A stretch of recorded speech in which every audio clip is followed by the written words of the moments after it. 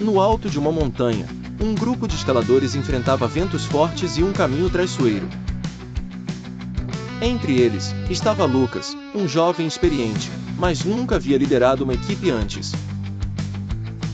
Quando uma tempestade começou a se formar, o grupo hesitou, sem saber se deveriam continuar ou recuar. Lucas percebeu o medo nos olhos dos colegas, e sem esperar ordens, tomou a iniciativa. Sigam-me! Vamos encontrar um local seguro antes que a tempestade nos alcance.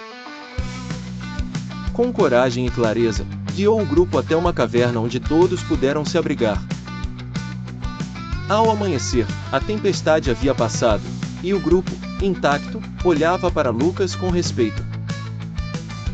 Ele não tinha um título de líder, mas sua atitude mostrou que liderança não é sobre status, e sim sobre coragem, visão e cuidado com os outros.